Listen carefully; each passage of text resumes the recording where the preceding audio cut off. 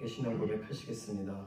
전능하사 천지를 만드신 하나님 아버지를 내가 믿사오며 그 외아들 우리 주 예수 그리스도를 믿사오니 이는 성령으로 잉태하사 동정녀 마리아에게 나오시고 본디오 빌라도에게 고난을 받으사 십자가에 못 박혀 죽으시고 장사한 지 사흘 만에 죽은 자 가운데서 다시 살아나시며 하늘에 오르사 전능하신 하나님 우편에 앉아 계시다가 저리로서 산 자와 죽은 자를 심판하러 오시리라.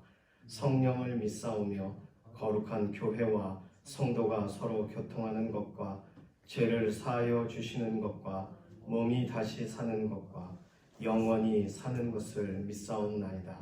아멘. 찬송가 187장입니다.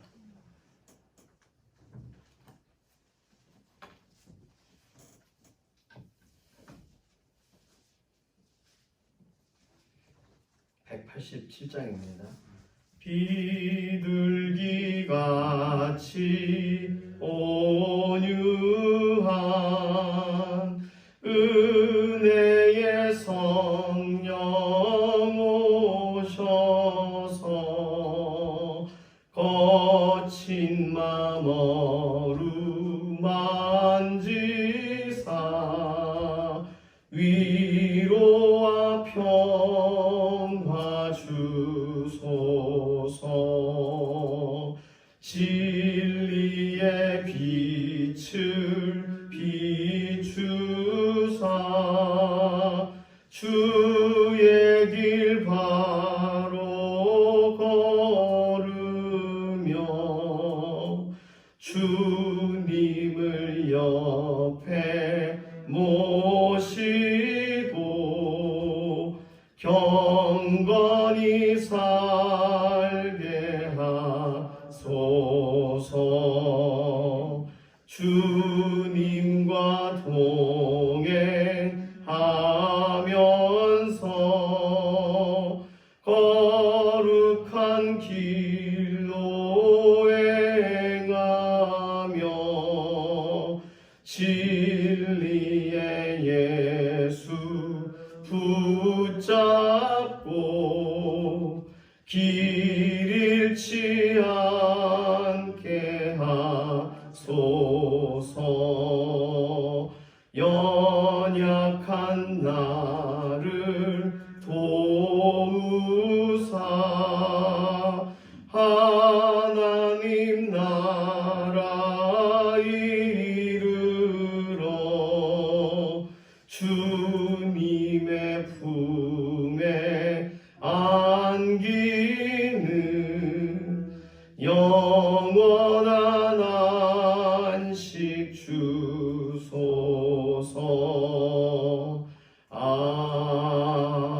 아멘. 우리 다음 세대들 위해서 기도합니다.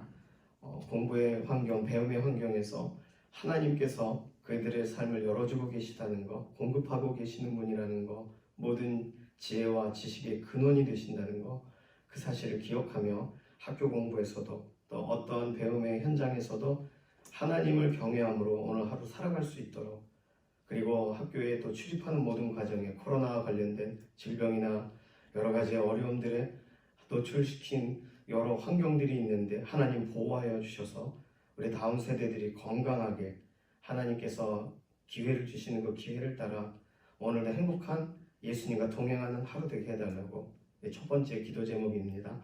두 번째는 우리 서로의 건강을 위해서 기도하겠습니다. 강건하게 하시고 새 힘을 더하여 주시되, 특별히 우리에게 몸의 여러 가지의 약함들을 볼 때마다 하나님의 강하신 손을 더 기억하는 하루가 되게 해달라고, 그리고 육신이 연약한 가운데 있는 교우분들의 회복을 구하는 기도도 동일하게 진행하겠습니다. 마지막으로 코로나 의료진 위해서 기도해 주시고 확진자분들이 완전한 회복을 얻게 되는 하루 되게 해달라고 함께 통성으로 기도합니다. 살아계신 하나님 감사합니다. 우리의 삶을 주관하시고 오늘 하루의 걸음도 새롭게 하시사 하나님의 뜻, 하나님의 선하신 계획에 오늘 우리의 삶을 써주실 것을 인해서 감사드립니다. 우리뿐만 아니라 우리의 다음 세대들도 하나님 앞에 그렇게 구별되기를 원하고, 우리의 다음 세대들 한 사람 한 사람이 정말 하나님께서 기회를 주시는 삶을 최선을 다하여 살아가면서 여러 가지 배움의 환경 속에 하나님의 손길을 보게 해주시고 하나님의 역사를 믿게 해주시고 하나님께서 그들의 인생에 얼마나 많이 개입하고 계시는지를 체감하는 하루가 되기를 원합니다. 특별히 학교에 또 출입하고 오고 갈 때에 또 공부할 때에 모든 지식과 지혜의 근원이 되시는 그 하나님을 다시금 생각하게 해주시고 하나님의 손 안에서 하나님의 계획 안에 더 하나님 기뻐하시는 믿음의 다음 세대로 성장하는 오늘 하루의 삶의 과정이 되게 하나님 오늘도 채우시고 역사하여 주시옵소서. 우리의 삶을 돌아볼 때에 약한 부분 많습니다. 때마다 강하게 해주시고 하나님께서 붙드시는 은혜의 걸음걸음 되도록 오늘 우리의 건강을 지켜주시옵소서. 특별히 수술 이후에 회복을 구하는 믿음의 동역자들에게 새 힘을 덧입혀 주시고 하나님 연약한 가운데 있을 때 하나님을 온전히 의지하고 예수 그리스도의 보혈을 의지하여 나아가는 믿음의 걸음들이 계속 이어질 수 있도록 힘을 덧입혀 주시옵소서. 코로나 의료진들, 연구진들 수고하는 현장 오늘도 하나님이 살피시는 줄로 믿습니다.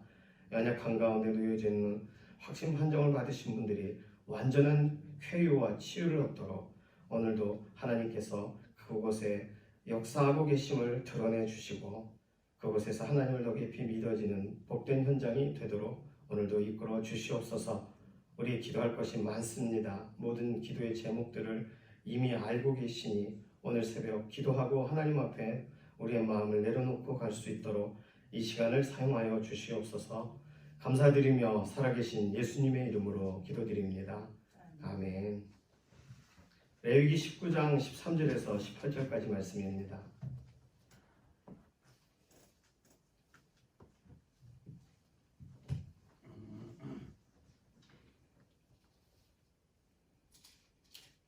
레위기 19장 13절에서 18절 함께 읽습니다. 너는 내 이웃을 억압하지 말며 착취하지 말며 품꾼의 삭슬 아침까지 밤새도록 내게 두지 말며 너는 비먹은 자를 저주하지 말며 맹인 앞에 장애물을 놓지 말고 내 하나님을 경외하라. 나는 여호와이니라. 너희는 재판할 때에 불의를 행하지 말며 가난한 자의 편을 들지 말며 세력 있는 자라고 두둔하지 말고 공의로 사람을 재판할지며 너는 내 백성 중에 돌아다니며 사람을 비방하지 말며 내 이웃의 피를 흘려 이익을 도모하지 말라. 나는 여호와이니라. 너는 내 형제를 마음으로 미워하지 말며 내 이웃을 반드시 견책하라. 그러면 내가 그에 대하여 죄를 담당하지 아니하리라. 원수를 갚지 말며 동포를 원망하지 말며 내 이웃 사랑하기를 내 자신과 같이 사랑하라. 나는 여호와이니라. 아멘. 우리가 신약 말씀에서 알고 있는 내 이웃을 내 몸과 같이 사랑하라. 예수님이 말씀하셨던 그 율법의 두 가지의 핵심적인 것, 하나님 사랑과 이웃 사랑을 설명할 때의 그 배경 구절이 오늘 레위기 19장 18절이에요. 내 이웃 사랑하기를 내 자신과 같이 사랑하라. 이 구절이에요. 그래서 이웃이란 단어가 나오는 본문을 모았습니다. 13절에서 14절, 또 15절에서 16절, 17절, 18절은 그 내용상 다 끊어져 있는 내용이지만 이렇게 통으로 읽어본다면 다 연관을 가지고 있습니다. 이웃이라는 단어를 가지고 볼 필요가 있어요. 어디까지 이웃이냐 이런 설명들이 사실은 이 본문 안에 다 들어가 있는 것인데 13절을 보면은 억압, 착취, 품꾼 하는 거 보니까 거류민들도 이웃으로 대해줘라. 거류민은 이방인들이죠. 이스라엘 사람이 아니죠. 14절 귀먹은 자, 맹인 이렇게 설명하니까 몸에 장애를 입게 된 장애인도 이웃으로 대해줘라. 15절에 재판할 때에 하면서 여기서는 특별히 누가 이웃이냐라고 할 때 애매한 것이 가난한 자를 이웃으로 해줘라 라고 말하고 싶은데 15절은 가난하다고 해서 그가 지은 죄가 없다라고 말해주지 말라는 거예요. 가난한 자의 편을 들지 말며 세력이 있다고 해서 그가 죄를 짓지 않았다고 말하지 말라. 그러니까 공정하라는 말이죠. 15절은. 그러니 15절에서는 특별히 이웃을 구분하고 있는 설명이 따로 없습니다. 가난한 자가 이웃이다 이렇게 말하고 있는 내용이 아니에요. 16절 너는 내 백성 중에 그러니까 이스라엘 사람, 이스라엘 백성을 내 백성 중에라고 설명했어요. 그러니 우리의 이웃은 여기서 설명할 때 이 본문상으로는 이스라엘 백성들을 이웃으로 보고 있는가? 우리는 베냐민 지파야, 너는 에브라임 지파니, 이렇게 지파별로 보지 않고 이스라엘 공동체로 보고 있는가? 그래서 내 이웃의 피를 흘려 이익을 도모하지 말라. 이 말은 뭐냐면 나의 이익에 손해가 가니까 또 다른 사람에게 내 것을 찾아오는 과정으로 살인을 하는 거예요. 지금 6계명을 어기는 거죠. 내 이웃의 피를 흘려. 이게 정상적인 게 아니라는 거죠. 이익을 도모하지 말라는 말은 너의 이익에 손해를 하나님이 보고 계신다. 그러니까 너 스스로 되찾으려 하지 마라를 말해주시는 거죠. 17절 너는 내 형제를 마음으로 미워하지 말며, 여기서 이웃은 형제다. 여기 형제를 가족 간으로 보실 수도 있고 친근한 사이로 보실 수도 있겠습니다.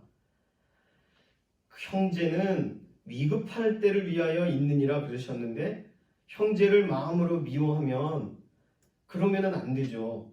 그리고 내 이웃을 반드시 견책하라 그랬어요. 그럼 아무한테나 그가 잘못했다고 막 이렇게 말해주는 것이 정상이냐? 지금 형제와 이웃을 한 절에 넣고 계시니까 형제인데 그냥 옆집 사람처럼 생각하는 경우로 생각해 보실 수도 있겠습니다.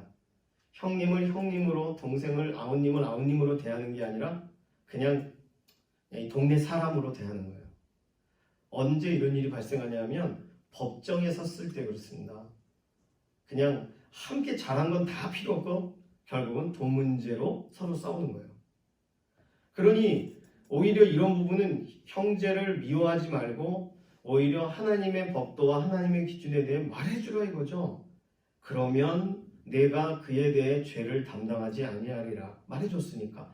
그러니 여기서는 이웃을, 형제를 어느 정도까지 하나님의 말씀을 전해야 되는가를 지금 설명해 줍니다. 그가 죄를 졌을 경우에 반드시 견책하라 라고 17절은 이해해야 되죠. 18절에서는 원수를 갚지 말며 동포를 원망하지 말며 했으니까 동포, 우리로 말하면 대한민국 사람 이런 거죠. 동포까지를 이웃으로 봐야 된다. 그러면 동포라고 하면 우리 뭐 할 수 있다 생각하시지만 호남권, 뭐 영남권 이러면 이미 동포 안에서 각각 생활의 문화의 차이들이 있어서 조금씩 다른 관점들을 가지고 있어요. 서울 사람이냐 아니면은 또 다른 지역의 사람이냐 이런 구분도 가지고 있습니다. 그런 구분을 없이 사실은 동포를 하나님이 보시는 그 기준으로 보라는 얘기죠. 원망하지 말라 그랬으니까 같은 우리 대한민국 사람인데 해외여행 나가서 오히려 날 등을 치고 소위 내 물건을 뺏고 막 이런 일을 했다고 해보세요. 그러니 지금 동포를 원망해야 될 이유가 분명한데 그러지 말라. 원수를 너 스스로 갚지 말라. 지금 그런 구절이 되겠습니다. 그리고 내 이웃 사랑하기를 내 자신과 같이 사랑하라. 그랬으니 지금 나 이외의 다른 사람을 다 이웃으로 포함할 거냐 말 거냐를 말해주고 있어요. 내 주변의 또 다른 사람을. 오늘 본문은 하나님께서 함께 살게 하신 사람들, 공동체, 관계, 그 관계를 이해하고 나의 삶을 살아가고 있는가를 질문합니다. 야고보서 2장 1절 9절에서는 내 형제들아 영광의 주 곧 우리 주 예수 그리스도에 대한 믿음을 너희가 가졌으니 사람을 차별하여 대하지 말라. 만일 너희가 사람을 차별하여 대하면 죄를 짓는 것이니 율법이 너희를 범법자로 정죄하리라. 지금 레위기 19장과의 같은 이런 기준들이 사실은 야고보 사도가 설명하고 있는 그 내용의 기준이 되는 예시가 되는 본문들이죠. 오늘 이웃을 억압하지 말면 야고보서 5장 4절에 거의 비슷하게 기록되어 있고, 백성 중에 돌아다니며 사람을 비방하지 말라는 야고보서 4장 11절 이웃의 피를 흘리지 말라가 같고, 그 다음에 내 이웃을 견책하라 죄를 담당하지 아니하리라는 야고보서 5장 20절과 거의 흡사해요. 그 다음에 원수 갚지 말며 동포를 원망하지 말라는 야고보서 5장 9절과 거의 비슷합니다. 내 이웃 사랑하기를 내 자신과 같이 하라는 야고보서 2장 8절. 그래서 야고보 사도는 이 유대인의 기본적인 율법에 관해서 명확하게 알고 그걸 그 당시에 가장 걸맞게 하나님의 말씀을 우리가 어떻게 지킬 것인가를 고민하며 성령님께서 쓰게 하시는 방향대로 성경을 쓰게 된 저자죠. 그러니 오늘 우리에게 있어 어제 본문은 차별금지법에 대한 설명을 말씀을 드렸는데 오늘 본문은 실제적으로 또 차별에 대한 이야기로 오늘 이 내용을 받아들여야 되겠습니다. 그러면 왜 차별을 하냐면 나와 달라서 차별을 해요. 오늘 하라는 명령은 두 가지입니다. 사랑하라 18절이죠. 그런데 사랑만 주면 뭐가 되냐면 방종이 돼요. 그래서 견책하라 그것이 17절입니다. 반드시 견책하라. 그런데 사랑하고 견책하라 이 두 가지는 하나님이 하라는 명령으로 하는 것이지 그 두 가지만 실행할 경우에는 한계가 있어요. 그래서 오늘 본문에는 힌트처럼 들어있는 어제 수요 기도회 때 본문으로도 살짝 등장했는데 오늘 본문 14절 보시면 귀먹은 자를 저주하지 말며 맹인 앞에 장애물을 놓지 말고 내 하나님을 경외하라. 그러니 지금 다른 구절도 다 이렇게 읽어야 돼요. 뭐뭐 하지 말고 하나님을 경외하라로. 백성 중에 돌아다니며 사람을 비방하지 말고 하나님을 경외하라. 내 이웃의 피를 흘려 이익을 도모하지 말고 하나님을 경외하라로 읽어야 되는 거예요. 그러니 사랑하라, 그런데 견책하라. 이 두 가지를 하나님을 경외함으로 하라. 오늘 본문은 그렇게 정리할 수 있겠습니다. 그러면 이것이 하나님이 붙들어 주신 만나게 하신 공동체, 허락하신 공동체를 유지하라는 뜻인가? 공동체 유지의 책임이 너에게 있다라는 말인가? 본문을 읽으면 그렇게 보일 수도 있는데 오히려 이 본문을 읽고 한 번 더 읽으면 지금 내가 하는 행동을 다 보고 계세요. 그냥 지나가면서 이렇게 툭 친 건데 다 보고 계시고 내가 그냥 이렇게 몰래 장애물을 놨는데 다 아세요. 어느 집에 가서 무슨 말을 하는지를 하나님이 다 아세요. 결국은 이렇게 말씀하실 수 있다는 것은 하나님이 보고 계시다는 사실을 또다시 본문 안에서 은연중에 지금 바닥의 기본으로 알고 시작하고 있는 것입니다. 하나님이 보고 계심을 인정하는 게 우리에게는 가장 먼저 해야 될 일이에요. 그래서 오늘 본문의 내용처럼 억울하더라도 내 손으로 갚지 말아야 되고 이유는 간단해요. 하나님이 보고 계시니까. 내 위치를 나를 오늘 여기 이렇게 세우신 이유를 또는 나를 낮추신 이유를 우리가 명확하게 몰라도 나에게 주어진 그 시간 나에게 주어져 있는 그 위치에서 그 위치를 따라 행함으로 하나님을 경외해야 돼요. 오늘 본문은 어찌 보면 베풀 수 있는 사람에 대한 설명으로 지금 본문의 방향은 흘러갑니다. 왜냐하면 이렇게 어려움을 당했다거나 또는 이렇게 이 재판석에서 그러니까 이런 본문들을 볼 때 재판을 당하는 입장에 있는 사람과 판결을 하는 사람의 입장은 확실히 다르죠. 그러니 어찌 보면 우리 인생은 다 똑같아도 하나님이 우리를 한 번 더 생각하게 하시는 시간이 주어진다면 한 번 더 돌아볼 수 있는 마음의 여유를 주신다면 이 구절은 다 우리의 구절이 되겠습니다. 억울한 가운데 있어도 나는 이 상황 가운데서 난 더 이상 답이 없구나라고 할 때는 하나님이 보이지 않거든요. 그런데 하나님께서 우리의 삶 가운데 지금 내가 어떻게 막 이렇게 우겨쌈을 당하고 있는지를 하나님이 보고 계신다라고 생각한다면 하나님을 경외합니다. 이 문제를 풀어주소서라고 기도의 자리로 나아갈 수 있어요. 우리는 이 구절을 읽으면서 하나님은 내가 지금 어떤 일을 당하고 있는지를 아시는구나.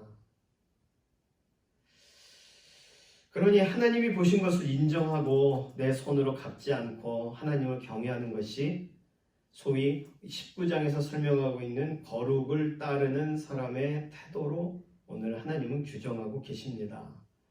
예수님은 어떻게 하셨을까? 저는 이 본문들을 대하면서 예수님은 내 이웃이 누구냐 설명하시면서 그런 대화들을 진행하셨어서 이웃에 대한 명확한 기준을 가지고 계실 것인데 예수님은 소위 그 본문에서 말하는 이웃, 우리가 이웃이라고 말할 수 있는 그 이웃을 예수님은 이 땅에 오셨을 때 어떻게 규정하셨을까? 예수님이 사람들이 일반적으로 보실 때에는 목자 없는 양으로 보셨어요. 유리하여 방황하는 것으로 보셨습니다. 그렇게 보이셨고요. 그래서 예수님이 행하신 일은 목자 되어 주신 거예요. 그렇죠? 그리고 제자들에게도 예수님께서는 그들을 친구로 보셨어요. 그래서 친구를 위해 목숨을 버려주셨어요. 이웃이라고 하면은 그냥 일정 거리를 뛴 사람이라고 생각할 수 있지만 예수님은 이웃이란 단어를 어떻게 바꾸셨을까라고 적용해 볼 때 목자 없는 양에게 목자가 되어주는 것, 그것이 이웃의 관계. 친구로 받아들여지기 어려운 사람들을 친구로 부르고 그들을 위하여 목숨을 버리는 것. 그러니 예수님은 이웃이란 단어를 친구라는 단어로 바꾸신 거죠. 그냥 단순히 무리들이라고 설명하지 않으시고 양들이라고 말하셨죠. 적용해 볼까요? 13절 이웃이란 단어에 친구라고 넣어보시겠습니까? 너는 내 친구를 억압하지 말며. 친구를 어떻게 억압해요? 이번에 그 한강변에서 술 먹고 이렇게 죽게 된 그 친구 이상하죠? 예, 그러니까 친구를 억압하지 말며 불가능해요. 근데 이웃을 억압하지 말며 하면 이유가 있겠지. 우리는 본문을 읽을 때 그 이웃이 뭔가 잘못했으니까 그러겠지라고 우린 적용할 수 있습니다. 양을 억압하지 말며라고 읽으면 이게 내 양인데 왜 억압을 해요? 그러니 우리는 이웃이란 단어는 어찌 보면 하나님이 우리의 마음을 아셔서 사용하시는 상당히 공정한 단어입니다. 우리가 그 무게를 하나님이 정한 단어에 눌리지 않게 하기 위하여 이웃이라고 아주 공정하게 말씀하고 계세요. 그러니까 이웃을 이제 어떻게 받아들일 것인가의 문제는 예수님의 본을 우리가 바라보고 따라갈 필요가 있겠습니다. 이웃이란 단어에 뭐라고 넣고 싶으세요? 동포라는 단어에 어떤 단어로 바꾸기를 원하세요? 친구라고 바꾸기 원하신다면 친구라고 넣고 다시 한번 쭉 읽어보게 되기를 바랍니다. 16절에 내 친구의 피를 흘려 이익을 도모하지 말라. 읽으니까 느낌이 완전히 다르잖아요. 이웃이란 단어는 아직 규정되지 않은 단어예요. 중립적인 단어예요.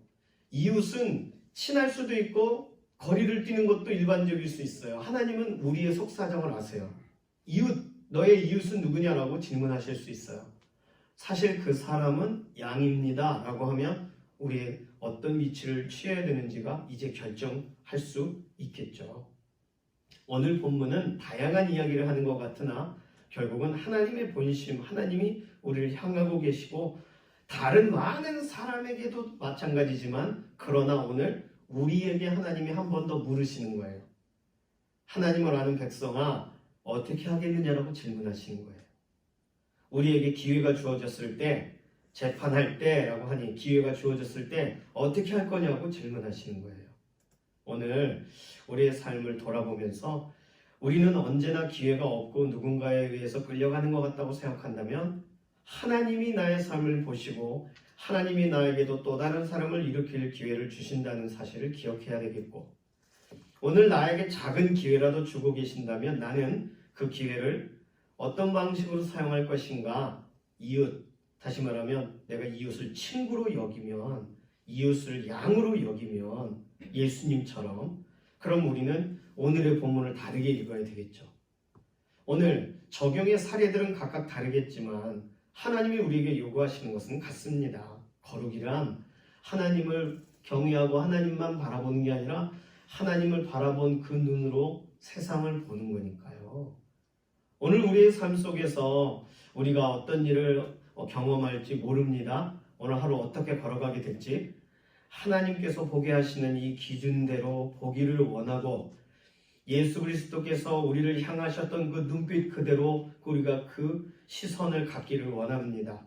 그렇게 우리를 사용해 주십시오. 오늘 이렇게 우리 자신을 맡기지 않으면 기도 없이 우리에게 갑자기 자연스럽게 주어지는 선한 환경은 없거든요.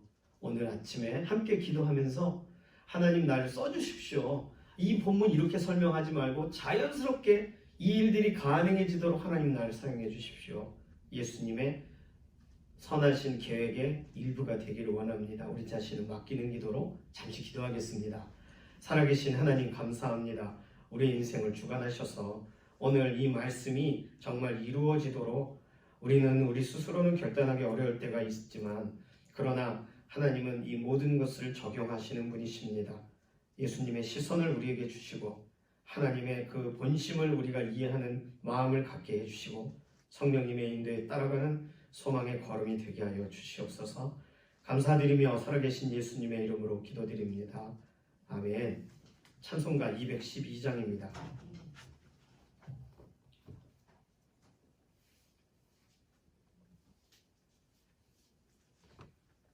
찬송가 212장. 겸손히 주를 섬길 때 괴로운 일이 많으나 구주여 내게 힘 주사 잘 감당하게 하소서. 인자한 말을 가지고 사람을 감화시키며 갈 길을 잃은 무리를 잘 인도하게 하소서. 구주의 귀한 인내를 깨달아 알게 하시고 굳건한 믿음 주셔서 늘 승리하게 하소서. 장래의 영광 비추사 소망이 되게 하시며 구주와 함께 살면서 참 평강 얻게 하소서. 아멘. 이 기도대로 이 고백대로 되기를 원합니다. 주님께서 가르쳐 주신 기도합니다. 하늘에 계신 우리 아버지여 이름이 거룩히 여김을 받으시오며 나라의 임하옵시며 뜻이 하늘에서 이루어진 것 같이 땅에서도 이루어지이다. 오늘날 우리에게 일용할 양식을 주옵시고 우리가 우리에게 죄 지은 자를 사하여 준 것 같이 우리 죄를 사하여 주옵시고 우리를 시험에 들게 하지 마옵시며 다만 악에서 구하옵소서. 나라와 권세와 영광이 아버지께 영원히 있사옵나이다. 아멘.